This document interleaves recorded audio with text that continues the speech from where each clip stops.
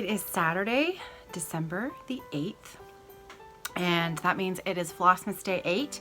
As you can see, I'm back up in the in my piano studio, which is also now doubling as my batting storage room. So, you know, it's the weekend, so I'm recording where it's quiet, and it is quiet up here. So before I get started today, I have a long overdue thank you that I need to share with you. A few months back now, I received a postcard in the mail from Donna Ray Barrow, and it made me laugh as soon as I pulled it out of the mailbox, because it's just one of those little things that, you know, when you know someone's just taking a moment to think about you. And if you watched my Flosstube over the summer, where I was recording up at our cottage, you may remember that we had some issues with a mother bear and her cubs. And long story, it was a long summer filled with a mother bear and her cubs. And so, you know, the very fact that Donna Ray sent me this as a little inside joke. It's not even an inside joke. If you watch Flosstube and you watch my channel, then you know all about it.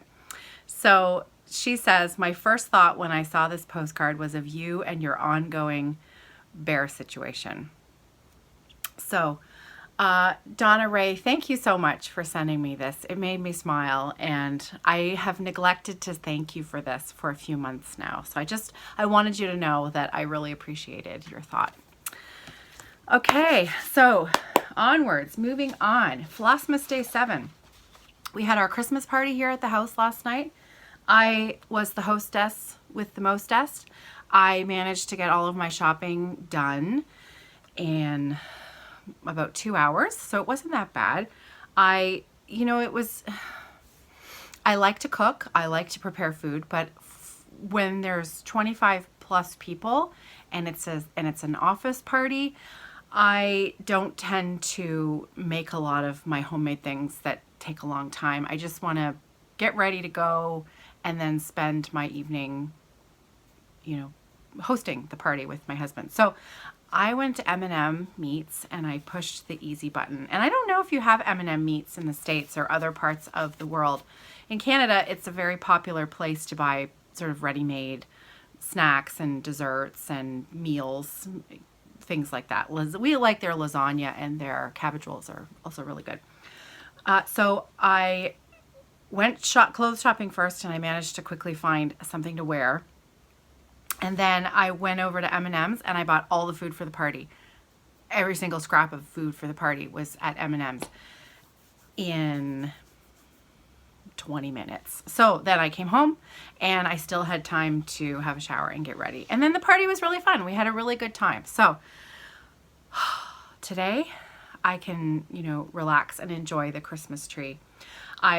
This morning I had a student come. I taught a music theory lesson first thing this morning, and then my accountant came over at 11 o'clock and we had a really good meeting, so that was good. She's also a knitter, so we were able, that's how I met her. So we were able to talk a little bit of knitting as well as numbers. And so, you know, as far as accountant meetings goes, it was pretty fun. So that was good. And now it is 2:30 p.m. Saturday afternoon, and other than having a quick chat with you, which I've been looking forward to all day, because that's kind of the start, recording this video is the start of my relaxation time today. I'm gonna get this video edited and up, and then I'm gonna stitch and knit for the rest of the day. We're gonna watch Christmas movies too. On deck first is Meet Me in St. Louis. We watch it every year. We haven't watched it yet. It feels a little late because normally we've already watched Meet Me in St. Louis by now. We've sung all the songs to Meet Me in St. Louis, but we haven't actually watched it yet. So that's what we're going to watch first. And I have my project all ready to go. I have it kitted. It's on the bars, and I'm ready to get to it. So first off, I'm going to share with you, just so that I keep myself accountable here. Patty Break, 4 boys and a Newfoundland girl from out in Newfoundland, Canada. She has designed both a printable PDF for us to keep ourselves organized for Flossmas 2018. And also she has designed a Flossmas 2018 pattern. The pattern is for sale on her Etsy shop, 4 boys and a Newfoundland girl, 4 boys and a NL girl. There's a link for it in my drop down box below. It's $2 Canadian, so I think in US dollars it works out to about $1.56. And $1 Canadian from each of those patterns is going towards supporting Beagle Paws Rescue out in Newfoundland, which is a beagle rescue organization. So as I am a fan of beagles, I wholeheartedly love Patty's Choice of charity to support. So the printable that she designed for us, this is a freebie. She's having some troubles with the link for this printable on her blog, and her tech support says they can't fix the link. So if you would like a copy of this printable PDF, please email me, Caroline@evertote.com, and I will send you a copy of it. So I have my first 3 days all filled out. My next 3 days, actually these are my next 4 days, because you may remember day 5 and day 6 I worked on the same ornament, and then there's yesterday, day 7. So everything is filled out, which this is important for me because in order for me to keep 30 ornaments organized and remember what I did when I eventually get back to them, because I definitely intend to finish all of these. It's important that I remember what I was doing. So that's why these printables are going to stay in my project bag along with all of my stuff. So that leads me to the next thing. I had a really, really good question the other day, and I've got it up on my screen over here, from Gina Demetz, who is the Sunflower Stitcher. And so Gina left me a really lovely comment, and she had a good question for me. So I thought I would read you the question and then I'll talk about my answer. So she says, since you are obviously like me and have multiple projects going on at one time, do you have all of your threads pulled for each project and have them in the project bag with your chart and fabric? Or do you just keep all of your threads in one place? If you pull threads for each project, do you purchase more than one of the same color if it's needed for more than one project? I've just never found the ideal situation for having my threads ready at hand when I decide what project I will work on for the day. Thanks, and looking forward to tomorrow's video. So Gina, great questions. Really, and I think we all struggle with this. I think this is a really common thing. So it's really interesting to hear other people discuss what they do and what they like to do. So generally, with, my channel is Off the Grid Needlearts from the stash pile. That is not, it's not a euphemism. I have, and it's not all in a giant pile, but that's kind of what it feels like sometimes because, everything kind of stacks up. So when I kit something up, and I'm going to say that my answer would be different when my local needle workshop was open. So when Thread and I was open, and now I do have a new shop that opened up in town. It's called Stitch It Central, and I haven't been yet. And I'm going to be honest with you, one of the reasons I haven't been yet was because I'm kind of afraid to go, if that makes sense, because I was so close to Kathy and Neil. I knew them so well.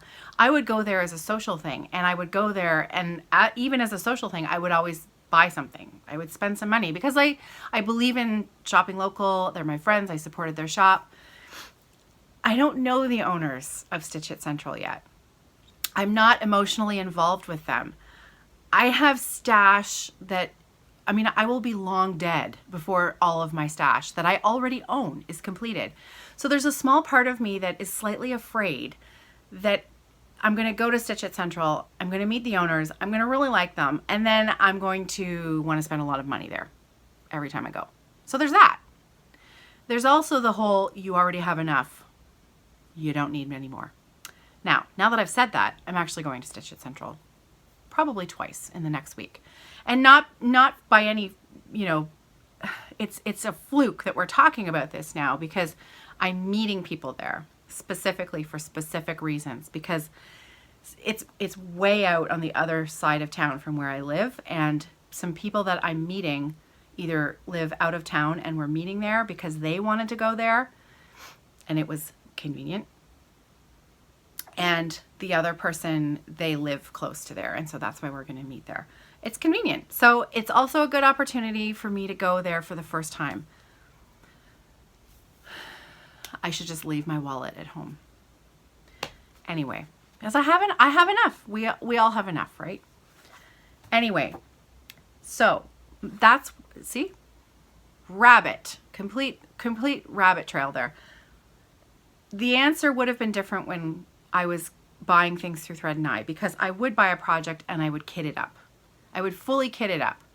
But then I would also buy patterns and not kit them up. I would just buy the patterns for later because I loved the pattern and I wanted the pattern and I knew I would stitch it eventually, but I wouldn't kit it up. Projects that I fully kitted up, I would buy new floss for. So I would buy new floss for that specific project and I would keep it with that project. I had a few other projects that would use DMC, and I would know, like if it was a Little House Needlework, that designer tends to use similar DMC colors with their projects. So I know that I would have 2 other Little House Needleworks projects on the go, lots of DMC for those projects, and I would probably take from those projects and fill in if I was going to start the other one that I kitted up. And that's why, you know, I ran into problems with,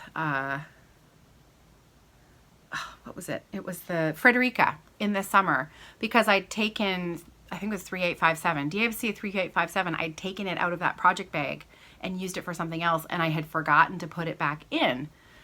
But it's DMC. Where I live, there's a Michael's right across the street. They have DMC. So if it's really desperate, I can go across the street and I can buy a skein of DMC. It has never been desperate. Usually there's something in my stash that I can either substitute or I'll find it in another project. So I would buy new floss for each project, usually. Now that Thread and I is closed, I find myself pulling from my stash. I am trying to put together a master DMC set. I have a lot of flosses that haven't been bobbinated, so every day I try to bobbinate a few more and add it in. I have the plastic storage boxes, the bobbin storage boxes, and so every day I try to wrap a few more bobbins and tuck them in numerical order in there. And then new projects that I start, like today's ornament. Sorry about that. That was my mom calling on the phone, so I had to pause the video for a sec. My mom was just calling to see how the party went last night. So thanks, Mom. Thanks for checking in. I'm going to try and remember, I was talking about my master set of DMC bobbins. So I'm working on figuring out what I have and what is still missing, and, you know, adding into that as I go. So now when I have a project that uses DMC, I'll pull out the thread from the master set. I have those plastic DMC bobbin boxes, and then when I'm done with it, I'll put it back in the box where it belongs, and then I don't misplace it, because there's a, you know what DMC is like. There are hundreds of them, so easy to misplace. And now, what was the, do I keep all my threads in one place? So I think that kind of answers that. I do keep them together with the project, and I do try to have a project bag for each big project. Sometimes the medium-sized projects, I'll keep more than one project in a bag, 2, or sometimes 3, because the bags there's lots of room in there, and, you know, I'm not keeping frames in the bag. So I don't keep Q-snaps generally in the bags. I just keep the fabric, the pattern, and the threads together. I try really hard, and that's why this is really helpful for me. So for my ornaments, I'm going to have 8 ornaments in this bag. So those are going to include 2 magazines, a pattern booklet, also these canvases, the 2 canvases that I've got. will be in there as well. I've actually, yeah, here it is. This was the one from the other day, days 5 and 6. So that canvas can fit in there as well as the one that I worked on yesterday. It's all going to stay in the same project bag. And I have the Notions pouch goes in there. Some of my flosses will be in here because the Victorian Motto threads that I'm using, I'll be using those throughout the month. So what I might do is, because they're 20-yard skeins, is take some off. At the end of the month, I'm going to go back through and maybe make cutout thread drops and keep a few lengths of each color that's needed for each pattern, put that in each Notion pouch for the number of projects that are in the bag. I think that answers that question. And that was a great question. Thanks, Gina. Really, thank you so much for asking. That was really good. Okay, so I did have another question from Glyn Hempel, and I did answer her on YouTube, but I'm going to just mention it again here on this video because I thought it was a great question. She wanted to know where she could find Victorian Motto sampler threads. So Nancy is the dyer and color master extraordinaire of Victorian Motto Sampler Shop. That's how it's spelled. Okay, so shop is spelled the old-fashioned way with 2 P's and an E. And Nancy she has a blog. So you can, if you Google Victorian Motto Sampler Shop, you're going to come across her blog. She doesn't actually have a shop, not to the best of my knowledge. She has a Facebook page, so I think you can Google her or you can search on Facebook for her, and you can join her Facebook page where she probably announces sales and things like that. She has a great blog. She puts out a fair number of posts every week, and if you want to purchase something, you email her, and her email address is everywhere on her blog. And so if she posts something that you really like, usually you can email her and order it directly through her. She sends you a PayPal invoice and then she ships it to you. So that was also another good question. And sometimes I forget. I talk about these things and I figure that everybody already knows about Victorian Motto threads, which is silly because of course not everybody knows about it. So I'll try to do a better job of being a little bit more complete with my explanations. So I'm holding them. These were the ones I was using yesterday. I was working yesterday on the Noel ornament from Rosewood Manor's Christmas Blues. And I said something ridiculous in my Stitch With Me video that there was something like 28 ornaments. There's 15. However, there's 15 ornaments. So that's a fair number. Now, I love blues and silvers, but this year I'm focusing on the reds and greens for my holiday stitching. So I chose this ornament here, the Noel ornament, and I chose my second pre-stretched Ada canvas prefab form that I had, and I only did about 10 more stitches last night before I passed out. Not passed out that I had too much to drink, but passed out because I was exhausted from last night and all day yesterday. So we had fun, but I was really tired. So I just did like 10 more stitches. That's it. But that's okay. It's all good. I love it. I'm really loving it. So it's Victorian Holiday is the red there. Victorian Pine is the green. It's showing up a little darker than it is in real life, but it's a very rich dark green. And then the gold is Victoriana gold. Now what I like about Nancy's threads is that when there is one, she provides a DMC conversion. And sometimes there is and sometimes there isn't. Now for all three of these ones, there are. So if you like these colors, Victorian Holiday DMC conversion is $4.98. Victoriana Gold is $7.29. And then the Victorian Pine is $500. So if maybe that helps somebody, if you really like these colors, these Christmas colors, and maybe you have the DMC in your stash and you want to use those three together. So that was fun. So that was yesterday. So today we are on day 8. So I have my brand new, nope, that's not it. I'm showing you day 1. Here it is. Ta-da! So if you could see from that quick flash, today's ornament is, I am going back to my favorite 2012 just cross stitch Christmas ornament special issue. This one, I think some people have been having success finding it on eBay. So if you're looking for it, you might want to try there. And in a few years, when I'm done with mine, I will pass the stash. But it might be a few years.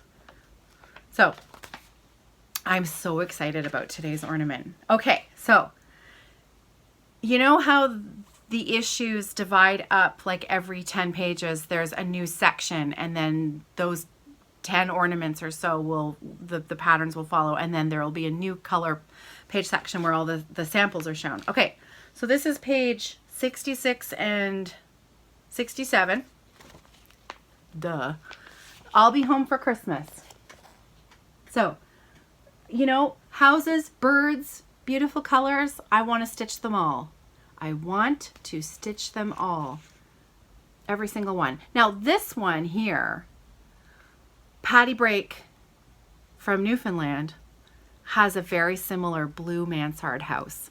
And it's a Newfoundland house. So I may stitch her version instead of this one. This is a Little House Needleworks, I think, isn't it? Number 6? Yeah, Little House Needleworks. But because I have a friend who designed a blue house, I think I'll stitch hers. So, and there's a Plum Street sampler right there. Good Tidings and Great Joy. I will be stitching that at some point. And look at that sweet little scene right there. I want to stitch that one too. But today's ornament is this one. Look at that. Let me straighten it up for you. Look at that. Look at how cute it is. I will not be turning it into a little change purse because I would never use it. I'm thinking of either making that and turning it into a notions pouch or an ornament for the tree. So the designer of this one is Victoria Sampler, and it's called Merry Christmas 2012. Victoria Sampler. I have never met a Victoria Sampler that I didn't like. They're beautiful. And so if you can see, I'm going to bring it up nice and close. Can you see?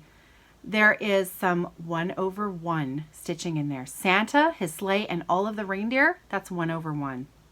Tiny. Teeny, teeny, tiny. And then the little Christmas village below is 2/2. Now, the sample was stitched on 28 count linen.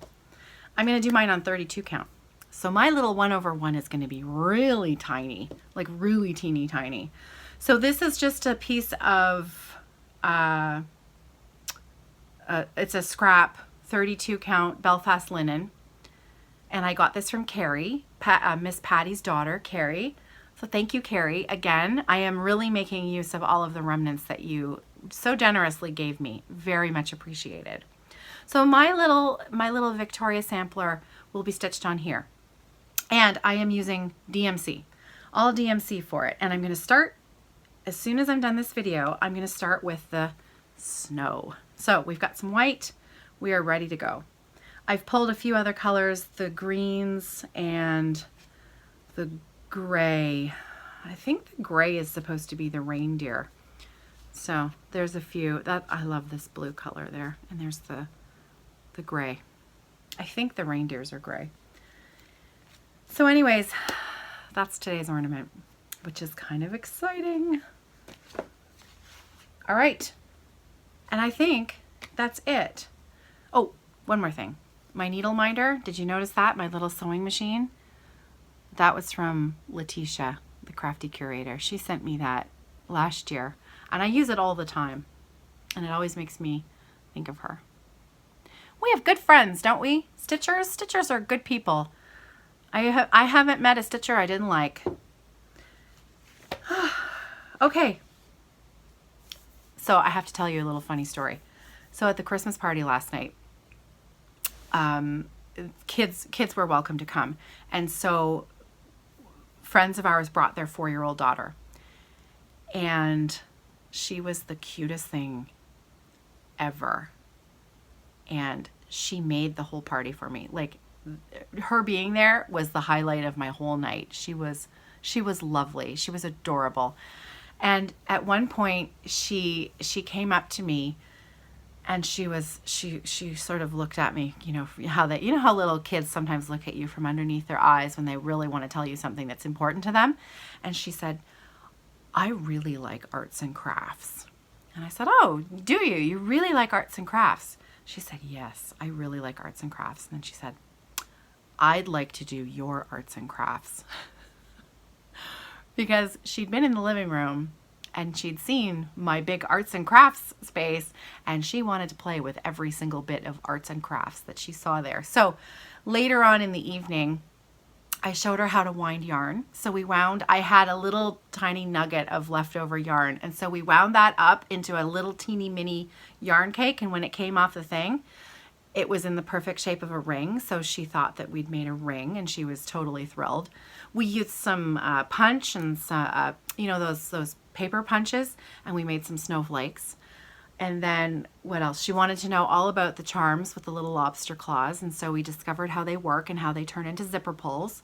And she was just a going concern. She would ask one thing, and she'd watch intently, and then she'd want to try it, and then she would immediately go over to the very next thing. And I think that she'd spent some time in there while the rest of the party was going on, and her eyes were just round like saucers, and she was looking at everything. So it made my whole night. It just made my whole night. So it was really, really fun. And one of the staff, I'm not going to use any names, but one of the staff there had brought his partner, and she was a crafter. Not just a crafter, but she was a rug hooker. And so she was, immediately we really just connected over craft, and were able to talk fabrics and, all different kinds of techniques. And it was really fun. So it was a good party. So that is it for me today. It is now 3:20, and I am going to say goodbye, and I'm going to go and stitch. So I look forward to seeing you tomorrow. Happy Saturday. Happy stitching. And if you like lavender and lace, I have a couple of patterns to give away. Just so you are, just a little bit of a heads up. These are, what are they? What would you call them? They were freebie patterns that Lavender and Lace provided shop owners as giveaways during the holiday season over the years. Like, I guess it would be their yearly holiday freebie. And so these are older patterns, I think like from the late 90s. And when Kathy and Neil were closing down, they gave me a bunch of these charts so that I could offer them up as giveaways for those of you who love those styles of designs. They're beautiful. And so tomorrow I'm going to give away a couple of those freebie charts, okay? I may have to fold them to mail them, just forewarned, but it shouldn't ruin the quality of the picture. So there you go, Lavender and Lace tomorrow. And tomorrow is Sunday, so it's not high tea, but there will be a new ornament. And hopefully I will have lots of progress to show on my ornament. Or not, because Dido's on my floor frame downstairs as well. And I know that I want to stitch some of that as well today too. So that's okay, it's all good. It's our hobby, it's supposed to be fun. And I think that's it. Okay, that's it for me. I'll see you tomorrow. Happy stitching.